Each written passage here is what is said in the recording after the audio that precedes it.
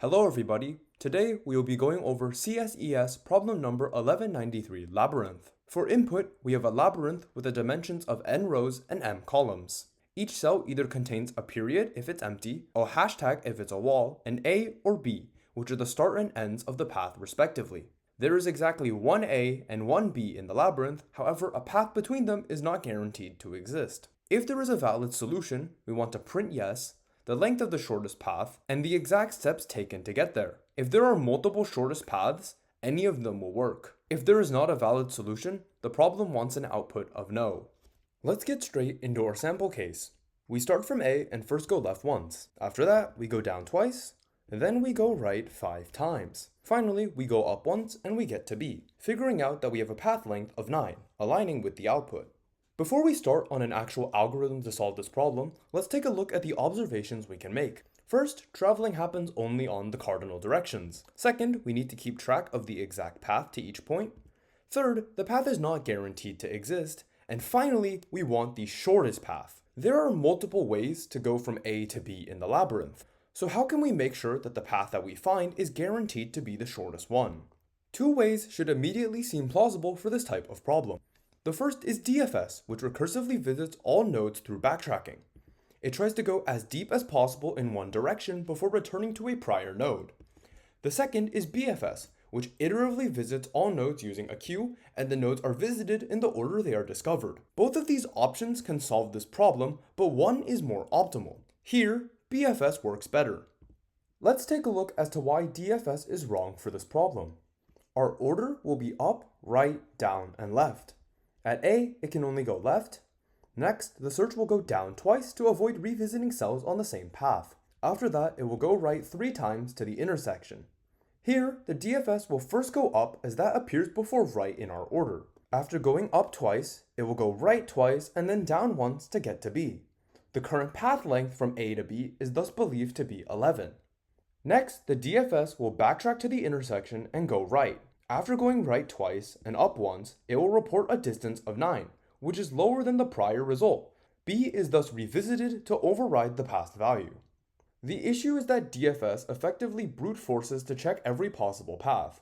The current path is not guaranteed to be the shortest one, and cells are revisited, making DFS inefficient. Although not apparent from the example, in more complex labyrinths, the DFS will constantly re-explore and recalculate already visited nodes, worsening complexity.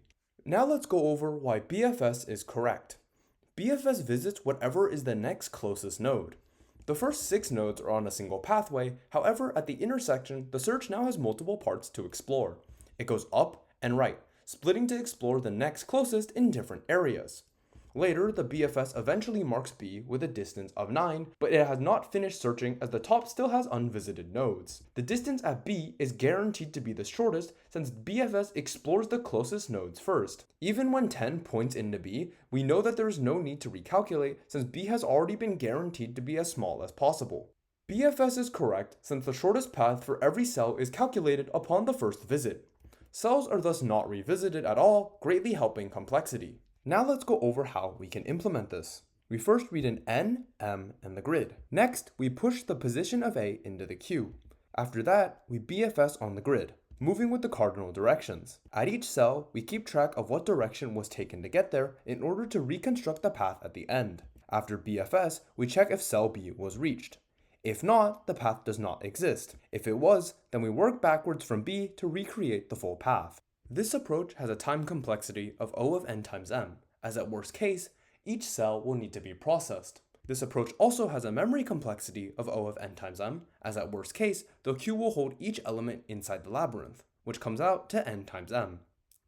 That's all for the implementation of this problem. Now we'll get into language-specific solutions in the order of C++, Java, and then Python. First, we'll go over the C++ implementation for this problem. We have n the number of rows and m the number of columns.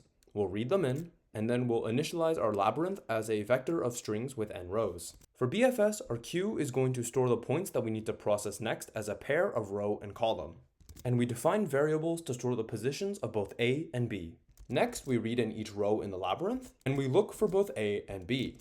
Once we find A, we initialize its position and push it into the queue. Once we find B, we just initialize its position. After that, we create vectors for movement. Here, the order will be up, right, down, and then left. We then create a matrix that stores the direction that each cell was moved into. We do this in order to reconstruct the path at the end of the code. After that, we start our BFS, taking the current row and current column. We then loop through the 4 directions. After that, we calculate the next cell the current cell wants to move into. We check if it's in bounds, and that it does not hit a wall, and that we've not been to that cell before. If we haven't been to that cell before, and it's not a wall, and it's in bounds, we say that we arrive to it at the current direction, and then we push it into the queue. After our BFS, we check if we were able to arrive at B. If not, we print no, but if we were, we then initialize our result string and our direction string. We'll use this direction string for our path reconstruction. We set row and column equal to B's position, and then we loop until we've arrived at A. We set index equal to what direction we entered the current cell at, and then we add that direction to the result string, and then we change row and column by the opposite of that movement through subtraction. After that, we reverse the result string as we constructed it from back to start, and then we print out yes, the length of the string, and the result string. That's all for the C++ implementation. Now we'll go over to the Java solution. Now we'll go over the Java solution code for this problem. We first read in n the number of rows and m the number of columns, and then we define our labyrinth with n rows and m columns. After that, we define an arrive matrix. This arrive matrix stores the direction in which each cell was entered. We set all of its values to -1, indicating that they haven't been visited yet, and then we define variables for the positions of both A and B. After that, we'll define our queue, which will store the row and column of the points we need to process, and then we'll loop through and start reading each row of our labyrinth array. We process each row to see if it's A or B. If it's A, we initialize its position and push it into the queue. If it's B, we just initialize its position. After that, we define arrays for traversal in the order of up, right, down, and left. We have a corresponding array of characters in order to convert numbers to letters. After that, we start our BFS, we move into our next cell, and we check if it's in bounds, if this new cell is not a wall, and that we haven't visited this cell before. If all 3 conditions are met, we indicate that we have arrived at this cell at this current direction, and we push the new cell into the queue. After our BFS, we check if it was possible to reach B from A.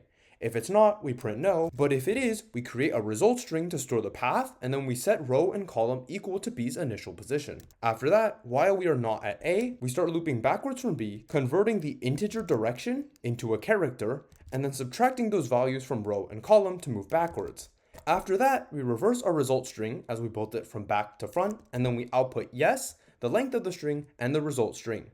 That's all for the Java implementation. Next, we'll move on to the Python code. Finally, we'll go over the Python implementation for this problem. Note that this implementation was compiled with PyPy to avoid TLE. We'll read in n and m the number of rows and number of columns. After that, we define our labyrinth, and we define variables to store the positions of both A and B. We loop through our labyrinth, reading in each row, and then we process each row to find the positions of A and B. We then set up our queue for BFS, pushing in the position of A. After that, we define our arrive matrix. The arrive matrix stores how each cell was entered. This is important for 2 reasons. The first is that we'll use it to track which cells are visited. The second is that we'll have to use this later for path reconstruction. After that, we create arrays for traversal in the directions of up, right, down, and left, and we'll create a string in the same order again for path reconstruction. We'll get started on our BFS, taking our current row and column, and then we'll loop through the 4 directions, computing the next cell. If the next cell is in bounds, is not a wall, and has not already been visited, then we'll mark that we visited this cell from the current direction, and we'll push it into the queue. Finally, we'll check if it was possible to arrive to B from A. If it's not, we'll print no, but if it is, then we need to construct our path. We'll set row and column equal to B's position, and then we'll loop backwards from B until we reach A.